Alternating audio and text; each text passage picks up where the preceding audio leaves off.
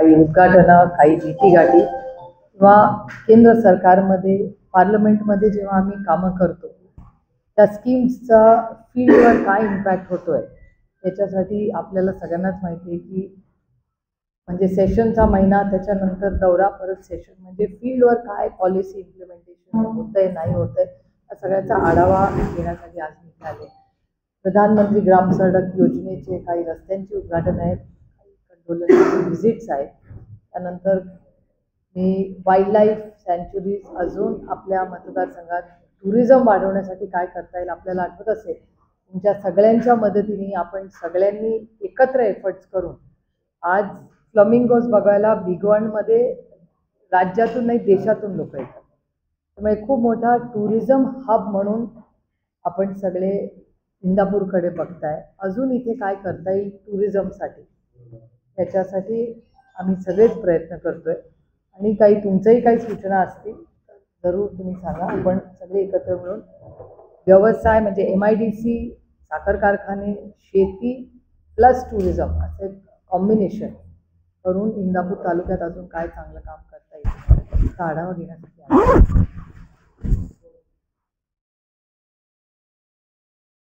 काल माणिकराव ठाकरे माणिकराव कोकाटे काल म्हटले की सरकारी योजनांमध्ये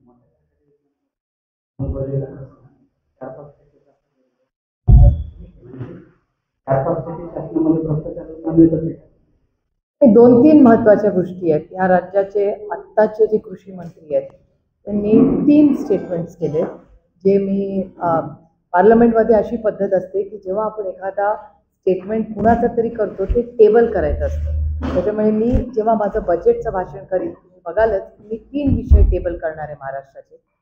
3 अतिशय क्रिटिकल आहेत कारण का ते शेतकऱ्यांचे निगडीत आहेत. पहिला त्यांनी असं म्हणलंय की 400 कोटी रुपयाचा पीक विम्याचा घोटाळा झालाय असं ते म्हणाले. ते तुमच्या चॅनलवर मी पाहिलेलं आहे. त्याच्यावर सुरेश धस जे भारतीय जनता पक्षाचे आमदार आहेत ते असं म्हणाले की 400 कोटीचा नाही 5000 कोटीचा झालाय. हे पण मी तुमच्याच चॅनलवर पाहिलं. पण हा एकतर एखाद्या राज्याचे कृषी मंत्री म्हणतात, कृषी मंत्री म्हणजे सरकारच होतं ना, तर सरकारच कबुली करते की 400 कोटी रुपयाचा पीक विम्याचा घोटाळा झाला हे सरकार मान्य करते आणि त्याच सरकारमधले आमदार म्हणतात की ते 400 कोटी नाही 5000 कोटीचा. हा खूप सिरियस इश्यू तो मी पार्लमेंटमध्ये रेज करणार आहे कारण का ती फायनल अथॉरिटी आहे या देशात. त्याच्यानंतर दुसरा एक आरोप कृषी मंत्र्यांनी केलेला आहे केंद्र सरकारवर तो खूप गंभीर आहे. ते असं म्हणाले की अनेक गोष्टी आम्हाला इम्प्लिमेंट करायच्या आहेत पण केंद्र सरकारकडून निधी येत नाहीये. हे पण मी तुमच्याच चॅनलवर पाहिलेलं आहे ते स्टेटमेंट. ते एक स्टेटमेंट म्हणजे केंद्र सरकार महाराष्ट्रातल्या शेतकऱ्यांना का पैसे देत नाहीत आणि त्याची कबुली कृषी मंत्र्यांनीच केली आहे. आणि तिसरी कबुली की 4 ते 5% ह्या भ्रष्टाचार होतोच हे पण मी तुमच्याच चॅनलवर पाहिले. हे 3 अतिशय गंभीर स्टेटमेंट्स आहेत कारण आपल्याला आठवत असेल की माननीय प्रधानमंत्री कुठल्याही पक्षाचे असले तरी आज ते देशाचे प्रधानमंत्री आहेत. भ्रष्टाचार मुक्त भारत करणार आणि याच्यासाठी मी स्वतः पार्लमेंटमध्ये अनेक वेळा म्हणले की तुम्ही असं करणार असाल तर ताकदीने आम्ही तुमचं विरोधी पक्षात असलो तरी समर्थन करू. सगळे म्हणून देश पहिला असं एकत्र काम करू. हे 3ही भ्रष्टाचाराचे आरोप झालेले आहेत. आणि एक चौथा हार्वेस्टरचा. प्रत्येक हार्वेस्टरमुळे मागे 8 लाख रुपये शेतकऱ्यांना मागितले सरकारने. हे पण मी तुमच्याच चॅनलवर पाहिजे.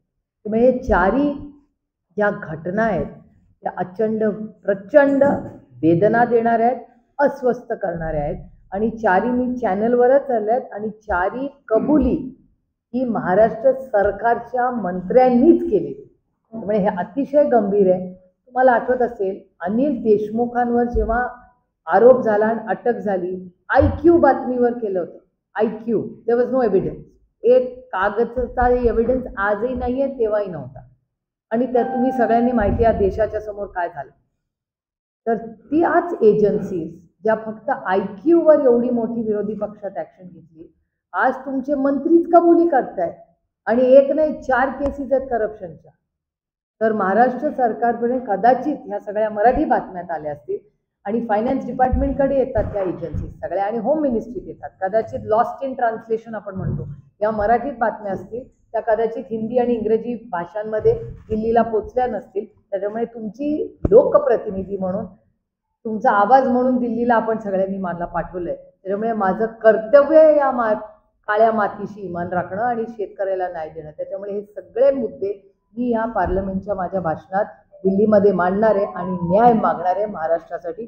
आणि जर महाराष्ट्रासाठी न्याय मिळाला नाही या सेशन नंतर, आम्हाला आंदोलन करण्याचा दुसरा मार्ग राहणार नाही. पण माझा निर्मला सीतारामनवर ताईंवर विश्वास आहे. त्याच्यामुळे निर्मलाजी, त्यांच्याकडे फायनान्स मिनिस्ट्री आहे, त्या ह्या सगळ्या विषयात लक्ष घालून न्याय देतील आपल्याला, अशी आपण अपेक्षा केली.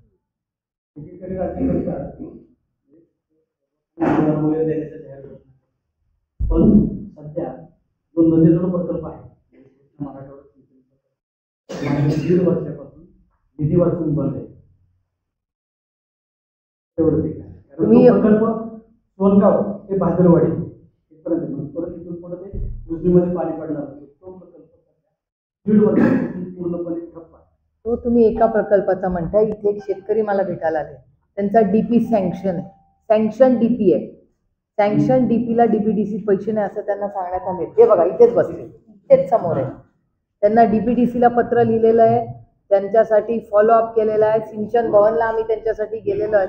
आम्हाला सांगण्यात आलंय की निधी नसल्यामुळे हे होत आहे. आणि हे फक्त यांची डीपीची केस नाही, परवा मी PWD खात्यात गेले होते. PWD खात्यातही मला हेच सांगण्यात आलं की तुमच्या मतदारसंघातले अनेक रस्ते हे पुढे डिले करावे लागतील. 40,000 कॉन्ट्रॅक्टर्स, हे पण तुमच्या चॅनलवर आली ना बातमी की 40,000 कॉन्ट्रॅक्टर्सचे पेमेंट आज महाराष्ट्र सरकारने केलेलं आहे. हे आरोप मी कुठलाही करत नाही. मी जे वर्तमानपत्र आणि तुम्ही कव्हर करता त्याचे फॅक्च्युअल पोझिशन तुम्हाला. त्यामुळे मग हा निधी उपलब्ध का नाही आहे, मग बजेटचं काय, महाराष्ट्राची आर्थिक परिस्थिती काय आहे, त्याच्यावर मी गेले अनेक वर्ष बोलते. आता तुम्ही वास्तव बघता काय होतं. काही इंदापूर तालुक्यामध्ये काही महिन्यापूर्वी किंवा काही दिवसापासून मोठ्या प्रमाणात उत्खनन होतंय, मुरुम चोरी होते, वाळू तस्करी होते, खुलेआम त्यांना सोडलं जातं, कायदा सुव्यवस्था राहिली नाही. त्याबद्दल नेमकं काय आहे? त्या प्रश्नातच कायदा सुव्यवस्था राहिली नाही हे का, जर पत्रकार एवढा अस्वस्थ होऊन मला प्रश्न विचारतोय, त्या प्रश्नातच माझं उत्तर आहे. हेच तर मी किती महिने म्हणते. आणि मग आमच्यावर टीका होते की आम्ही फक्त टीकाच करतो. आम्ही फक्त फॅक्च्युअल सांगतोय. सरकार एवढं मोठं मॅन्डेट, आज 2 महिने झाले या सरकारला बसून, 2 महिने पूर्ण झाले, 60 दिवस झाले. आपल्याला 100 दिवसाचा कार्यक्रम देणार होते, आठवतं? त्याचे 60 दिवस गेले, 40च राहिले. त्या 60 दिवसात काय झालं?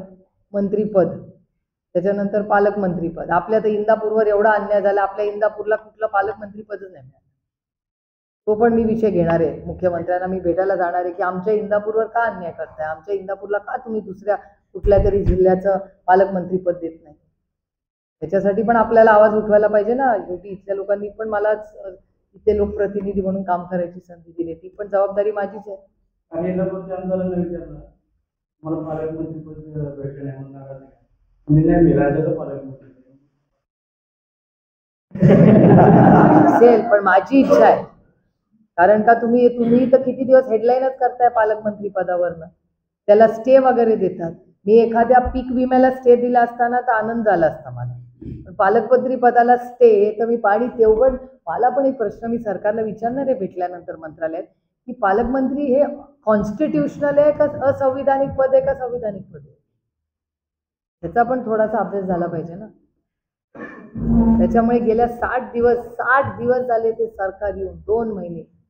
कुठले मोठे ठोस निर्णय झाले या सरकारकडून? एवढं मोठं मॅन्डेट या सरकारला मिळालं, एवढं मोठं मॅन्डेट काँग्रेसला कधीतरी मिळालं होतं. आता एवढं मोठं मॅन्डेट या सरकारला मिळाले. मला वाटलं बापरे आता किती काम करतील आणि किती नाही. पण 60 दिवसात काहीच नाही झाले. माझ्या मतदारसंघाचा मी 2 वेळा आढावा घेतला, काहीच मुवमेंट नाही, अशाचीच मुवमेंट नाही. आता फक्त महिला काल मला बारामतीत भेटल्या, त्यांनाच धाकधूक व्हायला लागली. कोणाचे पैसे राहणार, जाणार, कशी स्कीम टिकणार नाही टिकणार, त्या सगळ्या असो. आणि रोज तुमच्या चॅनल आणि वर्तमानपत्रात त्या सगळ्याच स्कीमच्या माहिती आहे. त्यामुळे नक्की कुठली स्कीम राहणार, कुठली जाणार, बजेटमध्ये काय येणार. तुम्ही म्हणतात तसे सगळे जे प्रकल्प आहेत तेव्हा कमिटमेंट आहेत सरकारच्या, ते किती राहणार हा एक मोठा प्रश्न आहे. विधानसभेच्या वेळेस तुमच्या नेतृत्वावर विश्वास न ठेवणारे आज तुमच्या अवती गोष्टी बसलेल्या आहेत. समय में बहुत बड़ी ताकत है. 2 दिवस झालं बच्चू कडूंचं एक स्टेटमेंट व्हायरल होतं. पवार ठाकरे केंद्राच्या सत्तेमध्ये जाऊ शकतात. काय वाटतं? मी वाचलं बाई, मला याची काय माहिती नाही. त्यांना काय वेगळी माहिती असेल तर मला माहिती नाही. माझ्या तरी आहे म्हणजे मी पण तुमच्याच चॅनल, त्यांना काय एक्स्ट्रा इन्फॉर्मेशन असेल तर माझ्याकडे तरी असली कुठली माहिती आलेली आहे. त्यांच्याकडे काय वेगळी असेल तर मला खरंच माहिती नाही. काही लोकसभेला तुमच्यावर ज्या कार्यकर्त्यांनी काम केलं त्यांनी विधानसभेला हर्षवर्धनचं नेतृत्व स्वीकारलं नाही किंवा काम केलं नाही, त्यामुळे हर्षवर्धन पाटलाचा पराभव झाला अशी तालुक्यात चर्चा आहे. नेमकं त्या कार्यकर्त्यावर येणाऱ्या काळात तुम्ही कारवाई करणार का? अनेक कारण आहेत, बरीच कारणं आहेत. म्हणजे इथून फार लांब न जात शेजारीच बघा, सोलापूर जिल्हा लागूनच आहे आपल्याला. तिथे तुम्ही बघताय मतदानाचं काय झालं. त्याच्यामुळे मला स्वतःला वाटतं की अनेक बदल हे वोटर लिस्टमध्ये झाले. कोणावर आरोप करत नाही, कारण का त्या डेटाचं काम माझं चालू आहे आता. पण तुम्ही बघता उत्तम जानकरांचं, जो माणूस निवडून आलाय त्यांनीच त्या यंत्रणेवर किती प्रश्न विचारलेले आहेत. त्याच्यामुळे मला स्वतःला ह्या इलेक्शनमध्ये नक्की किती पारदर्शकता आली आहे हा एक मोठा प्रश्न, आरोप समाजात सातत्याने उभे राहतात. मीडियामधून येत आहेत, लोकप्रतिनिधीतून येत आहेत. जे लीडमध्ये निवडून आले ते स्वतः मला सांगतायत स्वतः की आम्हालाही विश्वास बसत नाही की आम्ही इतक्या मतांनी निवडून आलो. जे हरले ते म्हणतात आम्हाला आमच्या गावातलीच मतं पडली नाही. जे निवडून आले ते पण ॲनालाइज करतायत की त्यांची मतं गेली कुठे. त्यामुळे हे सगळं जी प्रक्रिया आहे, कालच पुरंदरला होते काल दुपारी, त्या व्हिडिओही माझ्याकडे असेल. तिथले एक ग्रस्त ते मला विचारतात लांबून, अरे सुप्रिया, चष्मा लावतात, सुप्रिया. म्हटलं हो का? या मी तुम्हाला मतदान केलं होतं.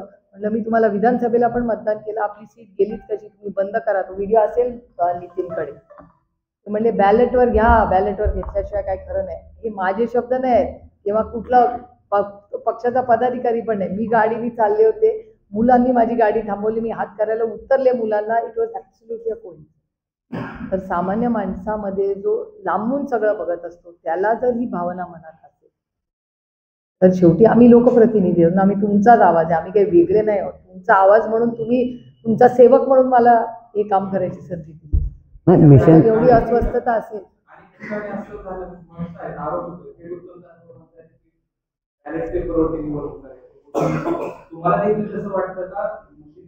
नाही, माझं एवढंच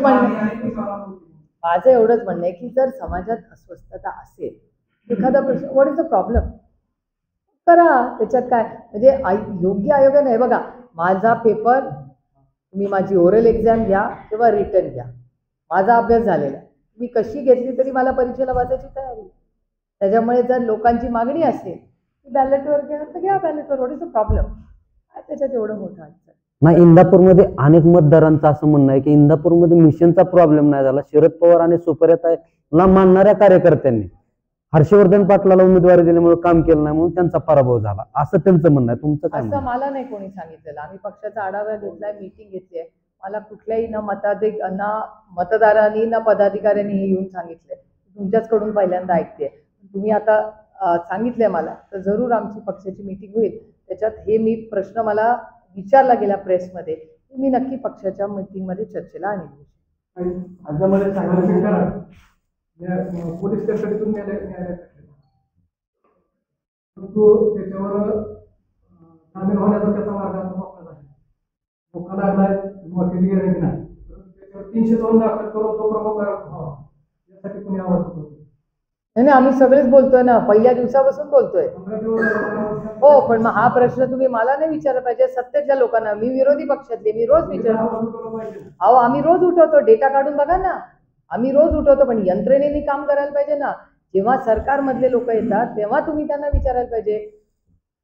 सुप्रिया सुळे, जितेंद्र आव्हाड, रोहित पवार, संदीप क्षीरसागर, सोळंकी, आपले सुरेश धस, बजरंग अप्पा सोनवणे, आम्ही 7 जण आहोत. अंजलिताई दमानिया 8, अजून कोण राहिलं का, त्या नमिता मुंदडा 9. आम्ही 9 लोक असे महाराष्ट्रात आहोत. आणि काँग्रेसचे लोक, ते संदीपचं घेतलं मी नाव, संदीप मी तर सुरूच केलं, संदीपचं नाव पहिलं. अभिमन्यू पवार बीजेपी, 10 लोक आहोत आम्ही. आणि ते आम्ही सातत्याने आम्ही मांडतोय हा मुद्दा माननीय मुख्यमंत्री दावोसला जायच्या आधी शब्द देऊन गेलेत राज्याला की आम्ही कुणालाही सोडणार नाही. आता 10 लोक सगळ्या पक्षाचे म्हणजे काँग्रेस, अजित पवार राष्ट्रवादी काँग्रेस, शरद पवार राष्ट्रवादी काँग्रेस, उद्धव ठाकरे शिवसेना, शिंदे साहेब स्वतः शिंदे सेना, त्याच्यानंतर भारतीय जनता पक्ष, 6 पक्ष राज्यातले एक मागणी करतायत सातत्याने. तुमच्याच चॅनलवर रोज सगळे बोलतायत. काय चर्चा होते, परंतु वाल्मिक करावा सहारोप करून करावा आणि 302 त्याच्यावर दाखल करावा ही मागणी आता सध्या बॅकफूटला पडली. बॅकफूटला नाही, ती मागणी आहेच ना. पहिल्या दिवसापासून आम्ही मागतोय. पहिले 4 दिवस 8 दिवस पहिले ठीक आहे, पण आम्ही रोजच मागणी करतो. पण मागणी करणारा गलती नसतो, जो सत्तेमध्ये असतो, ज्याच्या हातात संधी आहे त्यांनी हे प्रश्न देवेंद्र फडणवीसांनी याचं उत्तर दिलं पाहिजे.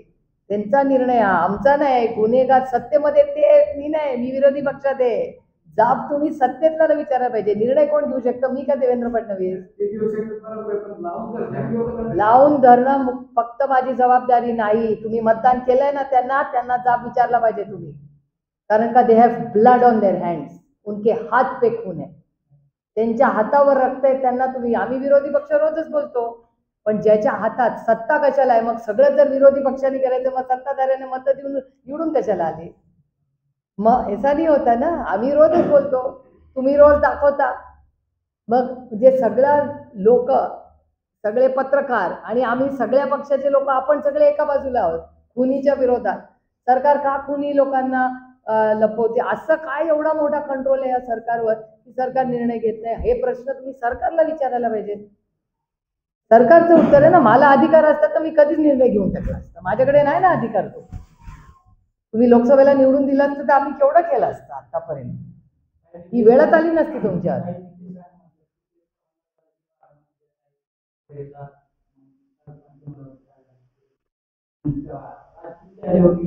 ही लोकशाही हो, प्रत्येकाला बोलायचा अधिकार.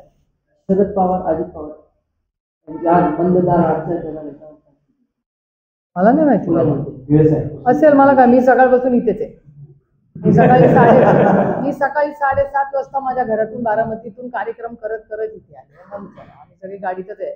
मी 7:30ला बारामतीचे कार्यक्रम केले, नंतर 9ला का 9:30ला 10ला इथे इंदापूरला आले. तेव्हापासून आम्ही एकत्रच आहे. इथली कामं कोण कुठे भेटतं, काय करतं इथे माहिती ना. मला यांची काळजी आहे, मला यांचा प्रश्न सोडवायचा आहे. परभणी आणि बीडमध्ये ज्या घटना झाल्या त्या अतिशय वेदना देणाऱ्या आहेत. सरकार कुणाचंही असू दे, काही गोष्टी राजकारण सोडून माणुसकीच्या नात्याने करायच्याच असतात कोणाचंही सरकार. मे नो कॉम्प्रोमाइज. अहो, त्या मुलांची भाषण बघा. म्हणजे मला आश्चर्य वाटतं की या सरकारला झोप कशी येते. मी सरकारमध्ये असते ना तर मीच राजीनामा देते. ॲक्च्युली काहीतरी नैतिकता असते की नाही. त्या मुलांचे अश्रू, ज्या मुलांनी हसणे खेळणे के दिन आहे, उसाचा रस करत, टाइमपास करत, सायकलीनी शाळा कॉलेजला जाऊन 10वीची परीक्षा देणारी मुलं आज वडिलांच्यासाठी मोर्चांमध्ये भाषणं करतायत. किती अस्वस्थ करणारी गोष्ट आहे. परभणीला मी गेले होते, त्या आईचे अश्रू अनावर होते. ते दोघं भाऊ असे थरथर कापत होते तेव्हा ती घटना मला सांगत होते. इतके आपण असंवेदनशील सरकार झाले की राजकारण इतक्या लेवलला जा की तुम्ही निर्णय पण घेणार नाही. काही पुण्यामध्ये पत्नीकडून पतीचा खून करून व्हिडिओ करण्यात आला. कुठला तो खून ना आता प्रॉपर्टी आणि चारित्र्याच्या संशयावरून खून केला हो. आणि त्याचा व्हिडिओ सोशल मीडियावर हो. आता मला आपले हो ते आपले खरे आहेत ना, आपले झीचे भोरला असतात पुण्याला, त्यांनी मला एक व्हिडिओ पाठवला. मी तो उघडलाच नाही, कारण का त्याच्यात ती बाई आणि ते रक्त दिसत होतं. मी नाही त्याच्यावरून असं होतं की कायद्याचा धाकच राहिला नाही. Absolutely right. त्याच्यावरती विरोधी पक्षाने काहीतरी तुमचं अगदी बरोबर आहे. मी जेव्हा जेव्हा ह्याच्याबद्दल बोलते माझ्यावर उलटे आरोप होतात की या सारखंच बोलतात सरकारच्या विरोधात. मी गेले, आता म्हणत नाही, मी गेले 2 वर्ष बाय डेटा सांगते की आज हे दुर्दैव आहे की सारखंच. तुम्हाला आठवतंय पोलिसनी आपली गाडी थांबवली की आपण घाबरून थांबायचो की बाबा नो रिस्क. तेव्हा कुठलाही कॅमेरा नव्हता तरी धाक होता की नाही त्या वर्दीचा. आपण सगळे लहानाचे मोठे होत होते. आता कोण आहे जाऊन सगळं पोलीसची कॉलर धरतात. हिंमतच कशी होती? धाकच, भीतीच राहिली नाही का लोकांना? एवढा कॅमेरा आहे, हा मोबाईलचा कॅमेरा असतो तरी या वर्दीची का कशाची भीती नाही राहिली या देशामध्ये?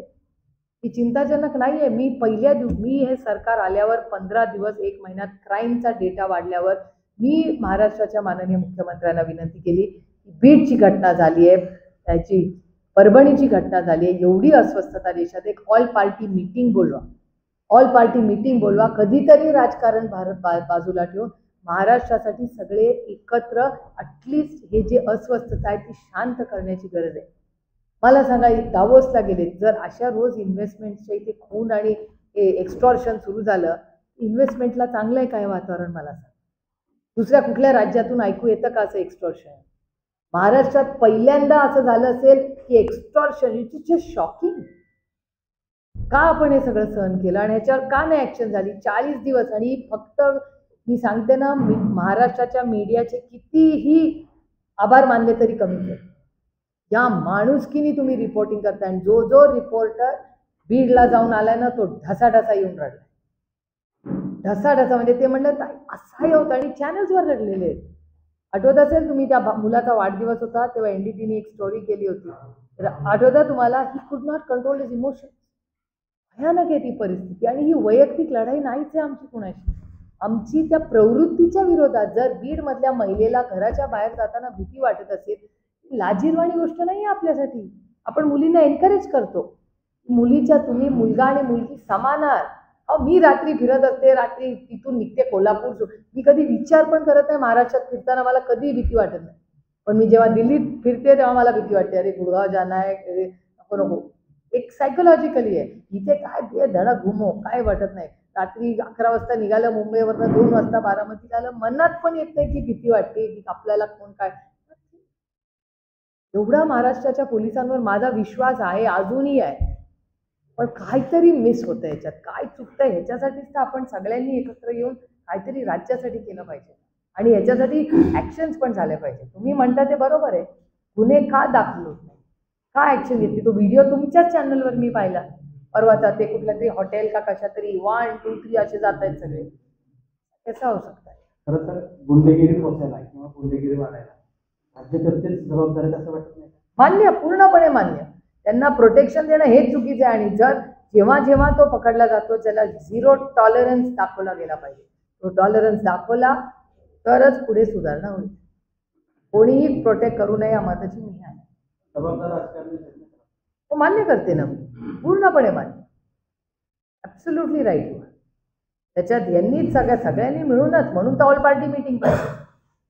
म्हणून मी म्हणते देवेंद्रजींना की तुम्ही प्लीज एक ऑल पार्टी मीटिंग घ्या, सगळ्यांना बोलवा, सगळे मिळून अकाउंटेबिलिटी घेऊ राज्याची. करावं लागेल. राज्याचं हित नाही, बाकीच्या राज्यांना केवढा पॉझिटिव्ह डेटा येतो. डॉक्टर रत्नाकर महाजनांनी एक केली आणि आता गेलेले प्रतिनिधी आणि तिथून झालेली विरोधी पक्षाच्या मागणी करा. डॉक्टर रत्नाकर महाजनांना वाटतं त्यांनी गोष्टी, पण एक विरोधी पक्षाचे म्हणून काय वाटतं? नाही, दावोसवर मी परवा दिवशीच मोठं पत्र दिलंय मुख्यमंत्र्यांना. कारण का मी जे फोटो पाहिले ते 2 लोकांचे मेन फोटो पाहिले मी. एक सज्जन जिंदाल जे वर्षापासून 3ऱ्या मिनिटाला लिहितात, त्यांनी मी प्रेसमध्ये काल का परवाच बोलले. सज्जन जिंदालांचं घर आणि माननीय मुख्यमंत्र्यांचं घर मध्ये गाडीचं 3 मिनिटाचं अंतर आहे आणि चालायचं 7 मिनिटाचं. आणि अमित कल्याणी जे पुण्याला राहतात, अनेक वेळा माननीय मुख्यमंत्री पुण्याला येतात. मागच्याच आठवड्यात लग्नासाठी आले होते, अनेक विकास कार्यक्रमात पुण्याला ते येतातच मुख्यमंत्री. आणि अमित कल्याणी मुंबईला खूप वेळा जातात. तर सज्जन जिंदाल आणि अमित कल्याणींची सही करण्यासाठी दावोसला जायची गरजच नव्हती. पण त्याच्याहून जास्त अस्वस्थ करणारी गोष्ट कुठली होती माहिती का? मला उदय सामंतकडून माझी अपेक्षा जास्त आहे. मी उदयवर टीका करत नाही, कारण का उससे मैं ज्यादा उम्मीद थी. मला कधीच वाटलं नाही की उदय सामंत असं करते. एकतर या देशाचा संविधानातले अनेक नियम कायदे, जेव्हा आपण परदेशात जातो तेव्हा आपण देशावर कधीच टीका करत.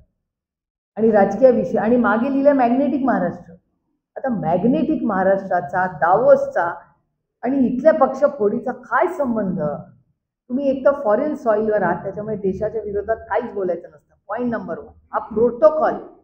आणि दुसरी गोष्ट की मॅग्नेटिक महाराष्ट्राचा तुमचं सरकार एवढं, दिल्लीमध्ये सरकार, गल्लीमध्ये सरकार, तुमचं एवढी मोठी मॅन्डेट असताना, ज्यांनी म्हणजे ह्या सगळ्यांनी उद्धवजींचं नेतृत्व मान्य करूनच सरकार आणलं. तुम्ही सरकारमध्ये बघ, एवढा मोठा मॅन्डेट आहे त्यांना, तरी तिथे मॅग्नेटिक महाराष्ट्रामध्ये फोडाफोडी. त्यांनी काय मॅग्नेटिक महाराष्ट्र होणार आहे का, काय मॅग्नेट होणार आहे का? त्याच्याऐवजी जे एक्स्टॉर्शन बंद झालं ना, तर ते महाराष्ट्र जास्ती मॅग्नेटिक वाचेल हे पक्ष फोडण्यापेक्षा. त्याच्यामुळे इंडस्ट्रीला काय आवडतं, इंडस्ट्रीला रेड कार्पेट, स्टेबिलिटी पाहिजे.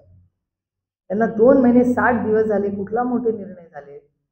मध्ये मी देवेंद्रजींबद्दल चांगलं बोलले, सगळ्यांना वाटलं या कसं काय चांगलं बोलायला लागलं, कारण काय तिचा फॅक्ट एकच माणूस आहे, तो काम करतो 60 दिवस झाले. आणि गमतीचा भाग आहे, मी आणि अमोल कोल्हेनी अनेक मंत्र्यांच्या वेळी मागितले, नॉट अवेलेबल इन मंत्रालय.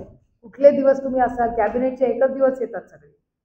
मी आणि अमोल दादांना का भेटायचं होतं की पार्लमेंटला जायच्या आधी आम्हाला काही विषय घ्यायचे होते की आम्हाला दिल्लीला फॉलोअप करायला काय विषय तुम्ही आम्हाला सांगा, त्याप्रमाणे आम्ही नियोजन करू, दिल्लीला मंत्र्यांकडे जाऊन फॉलोअप करू.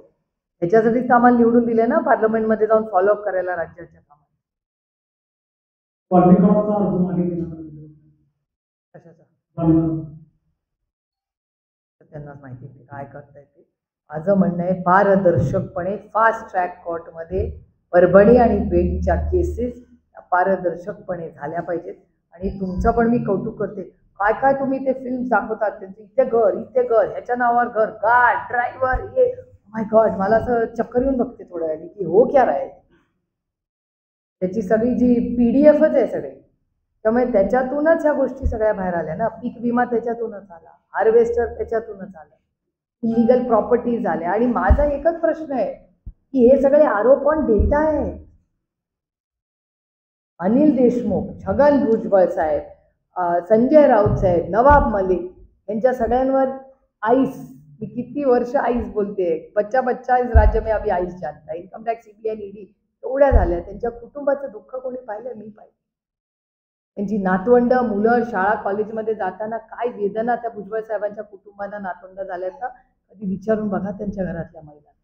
देशमुख साहेबांची नातवंड कशातून गेली, संजय राऊत साहेबांच्या आई आणि मुलींचं दुःख विचारा कधीतरी. नवाबाईंची फॅमिली कशातून गेली, कधीतरी कोणीतरी त्याचा विचार केला पाहिजे ज्यांनी त्यांच्यावर आरोप केले. आणि आज इथे उघड सगळं आहे, डेटा आहे. आणि आम्ही विरोधात फक्त आरोप करत नाही, सत्तेमधले सगळे पक्ष करतायत. म्हणजे शिंदे साहेबांचा पक्ष करतोय, अजित पवारांचा पक्ष करतोय आणि BJP पण करते. कधी काहीच होत नाही. अहो, कुठल्या सिस्टमवर विश्वास ठेवायचा? म्हणून हे सगळे इश्यूज मी पार्लमेंटमध्ये रेस करणार. लाडकी बहीण योजना महाराष्ट्रामध्ये काय आहे? लाडकी बहीण योजनेमध्ये नियम असे असणार मुंबईत अशा काही घटना पुढे आले की ज्या बांगलादेशी महिलांनी त्या लाडकी बहीण योजनेचा लाभ घेतला. काय बोलताय? असा डेटा तर बाहेर. मग सरकारने फॉर्म कसे भरून घेतले ह्याची पण इन्क्वायरी झाली पाहिजे ना, की इलेक्शनच्या आधी. आणि आता सगळं तर ऑटोमेटेड आहे ना, आपल्या सगळ्यांचे फॉर्म कसे दाना रिजेक्ट होतात, कारण का सगळं आता ऑनलाईन आहे ना, इट इज सो इझी. मग तेव्हा कसे काय फॉर्म भरले गेले, आता तेव्हा कसे भरले गेले आणि आता कसे रिजेक्ट झाले? कुठली यंत्रणा होती? तीच ते यंत्रणा नाही, ऑपरेटर तेच आहेत ना भरणारे, आणि तेच सरकार आहे ना. तेव्हा पण तेच सरकार होतं, आता पण तेच सरकार आहे. असं काय घडलं 3 महिन्या 4 महिन्यामध्ये की सडनली पारदर्शकता आली आणि मग तेव्हा का नाही मग पारदर्शकता होती? ह्याचं उत्तर सरकारला द्यावं लागेल. कशाची? हे बघा, या सरकारचं अनेक वेळा आपण स्टेटमेंट तुमच्याच चॅनलवर पाहिली आहेत मी सगळे, की त्यांना जेव्हा स्कीम बंद करायची असतं ना, मग ते म्हणतात गले की हड्डी आहे, नाही तर म्हणतात हे इलेक्शन का जुमला था. आठवत असेल तुम्हाला? किती असे आहेत. कशाबद्दल?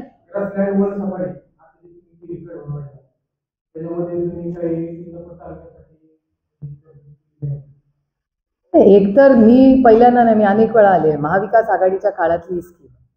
त्याच्यामुळे त्या काळात हे काम सुरू झालं होतं, तेव्हा बर्डे मामा फॉरेस्ट डिपार्टमेंटचे मंत्री होते, आपल्याला आठवत असेल. महाविकास आघाडीच्या काळात हे काम सुरू झालंय आणि आज ते पूर्ण होऊन लोक पर्यटक तिथे येत आहेत, त्याचा मला मनापासून आनंद आहे. आणि आता त्यांना बराचसा निधी पाहिजे, पण जेवढा निधी सरकारकडून हवा आहे तेवढा अजून आलेला नाही. तर ते आता CSRच्याही शोधात आहे. तर सरकारशीही मी बोलीन, महाराष्ट्र सरकारशी आणि केंद्र सरकारशी. गणेश नाईक साहेब त्याचे मंत्री आता आहेत, गणेश नाईकांची त्यांची वेळ मागून कसा निधी जास्तीत जास्त मिळेल ह्याच्यासाठी हेही करेल. केंद्र सरकारमधून काही येईल किंवा CSR सगळ्यासाठी प्रयत्न करू. 3 वर्ष झालं शासकीय योजनेसाठी पैसा नाही. योजनेला पैसा येत आला नाही. 3 वर्ष. नाही, मला काय आश्चर्य वाटत नाही. मी फायनान्शियल सिच्युएशन ऑफ द स्टेटवर किती महिने वर्ष बोलते मी, तेव्हा माझ्यावर टीका होती अखंड. मी पार्लमेंटमध्ये बजेटवर दरवर्षी मीच बोलते केंद्रामधल्या पण. आणि मी नेहमी ज्याला अनेक वेळा FRBM ॲक्ट, ज्याला फिस्कल डेफिसिट मॅनेजमेंट ॲक्ट म्हणतात, महाराष्ट्राचं लोन, त्याला भरणारा इंटरेस्ट, महाराष्ट्रात असलेले पैसे, या सगळ्याबद्दल मी अनेक वेळा भाष्य केलेलं आहे. जेव्हा जेव्हा मी डेटा वाईज नंबर दिलाय महाराष्ट्र सरकारने ते करून काढलं.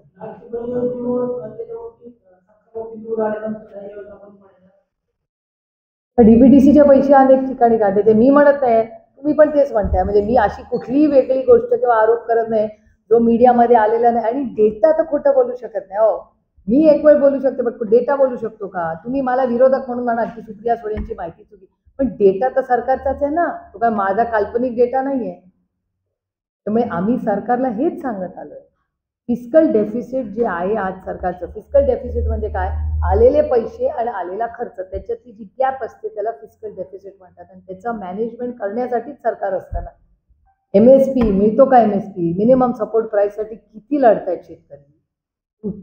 आता एवढा सगळा खटाटोप झाल्यामुळे थोडासा आता साखरेचा एक्सपोर्ट अलाव केलाय. कांद्याचे शेतकरी किती रडतायत मला सांगा. लोकसभेपासूनच्या आधीपासून माझं 2 वर्ष झालं पियुष गोयल त्यांची रोज लढाई होते माझी पार्लमेंटमध्ये कांद्याबद्दल. कांदा, सोयाबीन, कपास, दुधाची सबसिडी वेळेवर येते का? लोक काय म्हणतात, दुधाचा भाव वाढून द्या, आम्हाला नुसती सबसिडी नको. खताच्या भावाची काय परिस्थिती आहे आणि ते पण वेळेवर येतं का? तुटवता आहे की नाही आज खताचा देशामध्ये, राज्यामध्ये तर आहे. त्यामुळे खूप चॅलेंजेस आहेत. त्याच्यातून पीक विमा 1 रुपयात दिला. आता तो तुमच्या चॅनलनी सगळ्यांनी रिपोर्ट केलं, वर्तमानपत्रात आलं, किती स्कीम विड्रॉ करतायत. आणि त्याच्यात एक जण म्हणतंय सरकारचं 400 कोटी म्हणतं, दुसरं म्हणतं 5,000 कोटी रुपयाचा घोटाळा झाला. आणि IQ मंत्री म्हणताय. आमच्या देशमुख साहेबांवर तर IQ वर डायरेक्ट जेलमध्ये टाकलं वर्षभर. इथे डेटा सरकार सांगते. त्याच्यापेक्षा अजून काय भयानक असू शकतं मला सांगा. शेतकऱ्याला पण सोडलं नाही आलं. काय बोलायचं. कोणावर? सरकारी कामावरती चालू हल्ला झाला. त्याचा नेमका आरोपी कोण आहे तो अद्याप पण एकदम क्लिअर स्पष्ट झालेला नाहीये. म्हणजे जो आरोपी मिळालाय त्याचा केस डिटेक्ट होत नाहीये, ते चालू आहे. हे असताना आणखी 3 बड्या कलाकारांना मेल आलेला आहे, ज्याच्यामध्ये राजपाल यादव, सुगंधा मिश्रा आणि रेमू डिसूजा यांना धमकीला दिला आहे. अशी हे म्हणले ते अगदी बरोबर आहे. ही भावना अशी आहे की वर्दीची भीतीच राहिली नाही कोणाला. हे अतिशय चिंताजनक आहे. म्हणून मी देवेंद्रजींना विनंती करते, आल्या आल्या ऑल पार्टी मीटिंग लावा. आपण सगळ्यांनी मिळून महाराष्ट्राची जी परिस्थिती आहे ती फार चांगली नाही. सारखे आता ह्या तुम्ही म्हणला तो खून, टाकू, मग ते दुसरं काय कोयता गँग पुण्याची, पुण्यात तर क्राईम वाढलं. माझ्या स्वतःच्या लोकसभा मतदारसंघाचा डेटा मी सांगते. पेटी ज्याला आपण म्हणतो, थेफ्ट ज्याला इंग्रजीमध्ये म्हणतात, म्हणजे चेन स्नॅचिंग, पाकिट, या सगळ्या गोष्टी वाढल्यात की नाही आधीपेक्षा? या कधी वाढतात? समाजात जेव्हा इकॉनॉमिकल क्रायसिस येतो तेव्हा या गोष्टी क्राईम वाढतो. याचं डायरेक्ट कोरिलेशन आहे. आणि आता परदेशात होईल, महागाई तर आणि वाढणार. आता डॉलर आणि स्ट्रेंथन होणार. तुम्ही बघताय गेले 2 दिवस. तर सगळ्यांना आधी एक काळ असा होता काय त्या अमेरिकेच्या प्रेसिडेंटचा आणि आपला संबंध. आता कळायला लागले आपला डायरेक्ट संबंध आहे. किती निर्णय आहेत. सरकारी खानावरती हल्ला झाला बघता बघता ही बातमी देशभर झाली आणि खूप मोठे यामध्ये चर्चा झाल्या. राजकारणी, सत्ताधारी, विरोधक दोघांनीही यामध्ये प्रतिक्रिया दिल्या. ज्यावेळी सरकारी खानाला डिस्चार्ज दिला गेला त्यावेळी असं वाटत होतं की सरकारी खान गंभीर आहे. डॉक्टरांनी सांगितलं की 6 तास झाली. पण असं चित्र पाहायला मिळालं की सरकारी खान त्यावेळेस डिस्चार्ज सोडला त्यावेळेस ते एखाद्या शूटला जाईल जाऊन असं काही फार मोठी घटना घडलीच नाही असं वाटलं. यावर अद्यापपर्यंत किती गंभीर घटना झाली याचं स्पष्टीकरण ना पोलिसांकडून आले ना यंत्रणेकडून आले. दुसरं चोरून मोठं केलं गेलं काय माहिती नाही बाबा. पोलीस कमिशनरला आपण मला या माझ्या मतदारसंघातल्या हार्वेस्टर आणि पीक विमा या करप्शनच्या मागेचे, कारण माझ्या मतदारांवर अन्याय झालेला आहे. माझ्या मराठी माणसावर अन्याय झाला आणि त्याच्यासाठी लढाईला माझी नैतिक ताई, जबाबदारी आहे. पुण्यात शेकडोचे 59 रुग्ण आढळलेले आहेत. त्याच्यातील 12 रुग्ण हे व्हेंटिलेटरवरती आहेत. आरोग्य विभाग किंवा सरकार गांभीर्याने बघत नाहीये का?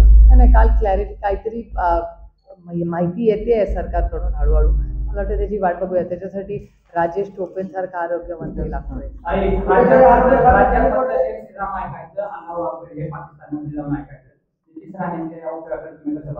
मी ऐकलं नाही त्याच्यामुळे मी त्याच्यावर बोलू शकत नाही. ताई, एक महत्वाचा शेतकऱ्यांचा प्रश्न आहे. काल कृषी मंत्री कृषी प्रदर्शनात म्हणले की शेतकऱ्यांचं कुठलीही योजना राबवायची असेल तर चिरीमिरी द्यावा लागते. तर काय शेतकऱ्याला कुठली योजना द्यायची म्हणले तर चिरीमिरी द्यावा लागते. त्यासाठी असं स्टेटमेंट आहे त्यांचं? हा, कालचं स्टेटमेंट आहे भाषणामध्ये. चिरीमिरी द्यावा लागते. ह्या योजना असल्या प्रकार बंद करण्यासाठी कायदा करावा लागेल. बीडमध्ये जे पीक विम्यात भ्रष्टाचार झाला आपण म्हणतो, कायदा करायला पाहिजे. हा, कायदा करायला पाहिजे, उपाय पाहिजे. तर बीडमध्ये जे कृषी विम्यात भ्रष्टाचार झाला म्हणतात, तसा इंदापूर तालुका असेल, आपल्या पुणे जिल्ह्यात अनेक तालुक्यात अतिवृष्टीमध्ये ज्या शेतकऱ्याचं नुकसान झालंय त्याला फायदा दिला गेला नाही, पण ज्याचं नुकसान न झालंय अशा शेतकऱ्याला अधिकारी, विमा कंपनीचे कर्मचारी किंवा ती विमा कंपनी लागेबंदे करून फायदा दिला. ह्यासाठी बीडचं लोन आपल्या पुणे जिल्ह्यात येऊ पाहते का? एक तर आजचा लोकसत्ताचा सगळ्यांनी वेळ असेल तर एडिटोरियल वाचा. ह्याच्यावरच ते एडिटोरियल आहे आजचं, as a matter of fact. दुसरं की तुम्ही म्हणताय हे चिरीमिरी वगैरेची गरजच लागत नाही. याचं कारण डायरेक्ट बेनिफिट म्हणजे DBT. आता पैसे डायरेक्ट देतात. हार्वेस्टरचा भ्रष्टाचार का झाला? कारण का त्या मंत्रालयाने जे डायरेक्ट बेनिफिट द्यायचं होतं तो निर्णय बदलला. का बदलला तो निर्णय? याचं उत्तर सरकारला द्यावं लागेल. अहो, माझ्या लोकसभा मतदारसंघातले किती शेतकरी आहेत? महाराष्ट्रातल्या शेतकऱ्यांवर अन्याय करायचा यांनी पॉलिसी बदलून हा गुन्हा नाही आहे? जेव्हा केंद्र सरकार आणि महाराष्ट्र सरकारने निर्णय घेतलेला आहे की जी मदत होईल ती डायरेक्टली तुमच्या अकाउंटमध्ये देईल, जर अकाउंटमध्ये यायची तर चिरीमिरीचा विषय येतोच कुठे? Is ridiculous. आणि मला आश्चर्य वाटतं की मंत्र्यांकडून स्टेटमेंट्स कसे येतात हो. आत्ता मी तुम्हाला स्पोर्ट्स डिपार्टमेंटचं सांगतो. स्पोर्ट्स डिपार्टमेंटचं मी तर खरं भरणे मामांना पत्र लिहिणार आहे आता, म्हणजे ड्राफ्ट आला पण असेल माझा आज फायनल होईल. इंडियन एक्सप्रेस नावाचं वर्तमानपत्र आहे, त्याच्यात बातमी आली की आत्ताच्या ज्या स्पोर्ट्स मिनिस्टर आहेत त्यांनी 700 कोटी रुपयाचं एक आधीच्या सरकारने घेतलेला निर्णय विड्रॉ केलाय. का विड्रॉ केलाय? याचा अर्थ काहीतरी तेव्हा चुकीचं होतं ना. सरकार तेच आहे ना, मंत्री बदललाय. पण असं काय झालं त्या, म्हणजे ह्याचा अर्थ तेव्हा काहीतरी चूक झाली आहे. मग ते विड्रॉ कसं झालं त्याची इन्क्वायरी झाली पाहिजे. ते तुम्ही बघा ना किती मंत्री आहेत. कृषी मंत्र्यांनी आरोप केले, मी करतच नाहीये. तुम्हीच बघा ना आणि तुमच्या चॅनलवरनं पाहिले ते लाईव्ह आहेत. मी हे सगळं त्या पेन ड्राईव्हवरनं घेऊन माझ्या भाषणात, कारण का मग ते सगळे भारतीय जनता पक्षावाले म्हणतात तुम्ही खोटं बोलताय, म्हणून मी नियमितपणे घेऊन ती पेन ड्राईव्ह आधी टेबल करणार आणि मग भाषण करणार. कारण का सातत्याने महाराष्ट्रात भ्रष्टाचार होतोय, हे महाराष्ट्र सरकारचे कॅबिनेट मंत्री कबूल करतायत, मग त्याची इन्क्वायरी का होत नाही? ऐकीव अनिल देशमुखांवर अटक होते, ऐकीव संजय राऊतांवर अटक होते, भुजबळ साहेबांवर एवढी केस चालते, नवाब मलिकांवर केस चालते, सगळ्या ऐकीव गोष्टी राईट. कुठे मोठा एव्हिडन्स होता? असा एव्हिडन्स होता का कुठे? मग ह्यांच्यावर का अन्याय झाले? मग आता जेव्हा मंत्री न्याय मागतायत मग मंत्र्यांना पण या देशात न्याय नाही मिळणार. भरणे मामांनी ही ऑर्डर कॅन्सल केली. का कॅन्सल केली याचं उत्तर मला हवं आहे, कारण का मला कळलं पाहिजे की बाबा काय झालं. कारण का त्यातला बरेचसे बेनिफिशियरी माझ्या लोकसभा मतदारसंघातले, माझं कर्तव्य नाही आहे ते. तुम्ही निवडून मला त्याच्यासाठीच दिलंय ना. हार्वेस्टर माझ्या मतदारसंघातल्या शेतकऱ्यांकडून 8-8 लाख रुपये घेऊन त्या लोकांनी माझ्या लोकांना फसवलं. नाही चलेगा ये सब. ते शेतकरी आहेत, काळ्या मातीशी इमान राखणारी माणसं आहेत, तुमच्या माझ्या अन्नधान्याचा प्रश्न सोडवतात. ऐसा कैसा चलेगा? आणि डायरेक्ट बेनिफिट असताना चिरीमिरीचा विषय घेतोच कुठे? Everything is connected to Aadhaar ना. Aadhaar to direct benefit tax to department. Where is the लिकेजचा विषयच नाही. सरकार रोज भाषण करताना दिलीप आमचं 0 लिकेज सरकार आहे. मग झालं काय? लिकेज झालं कसं? हेच तर माझं भाषण आहे पार्लमेंटमध्ये यावेळी. कोणी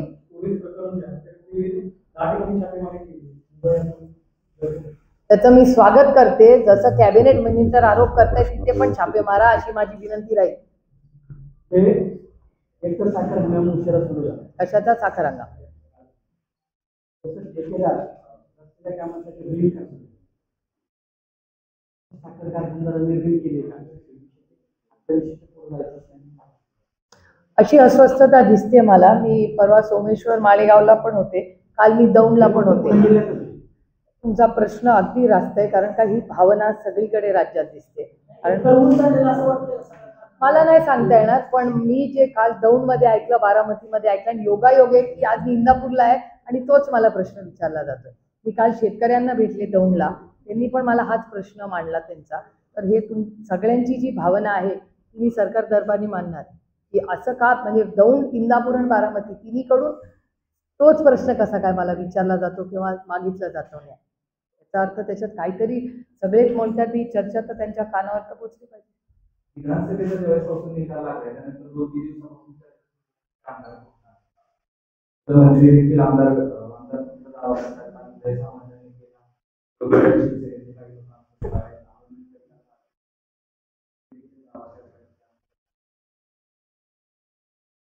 असंविधानिक गोष्टी हे सरकार सारखंच करतं. आधी पक्ष फोडले, घरं फोडली, आता परत फोडतील पक्ष. मला कसं माहिती असेल फुटणार आहे तेव्हा फोडणार आहे ते कसं माहिती असेल? धाक दाखवतात का हा दाखवतात हे आपण गेले 2-1.5 वर्ष पाहिलंच आहे. ईडी, सीबीआय, वॉशिंग मशीन तर पाहिलंच आहे ना. वॉशिंग मशीनचा डेटा माझा नाही आहे, व्हिडिओज तुम्ही बनवले, डेटा तुमच्या चॅनलवर दाखवलाय, कोणी कुठल्या वॉशिंग मशीनमध्ये कुणावर कुठले आरोप झाले, कोण वॉशिंग मशीन मधून आले. मी म्हणत नाही, हे समाजातली भावना आहे. विरोधक म्हणून बोलले तर मी विरोधातली जाते, पण सामान्य माणसाला दिसतंय ना डोळे. आणि आता पक्ष फोडायचे हा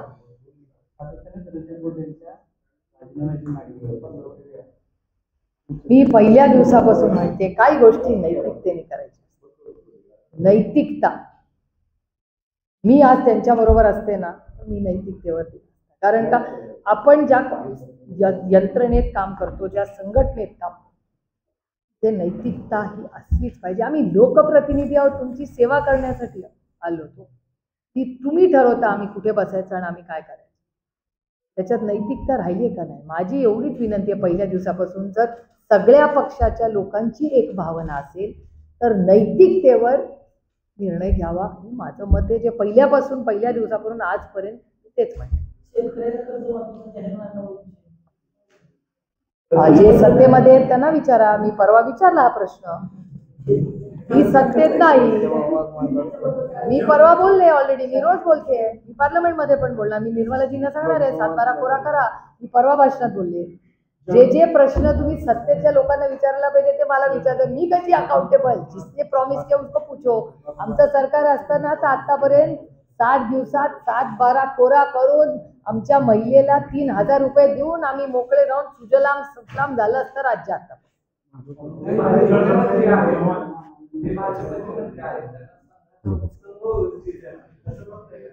तो त्यांचा अंतर्गत प्रश्न.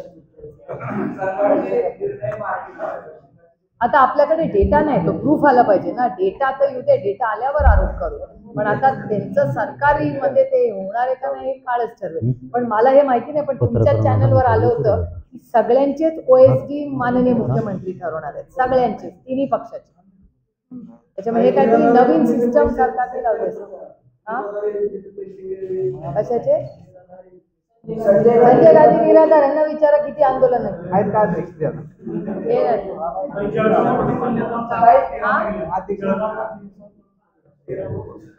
कालची फारच सॅड स्टोरी.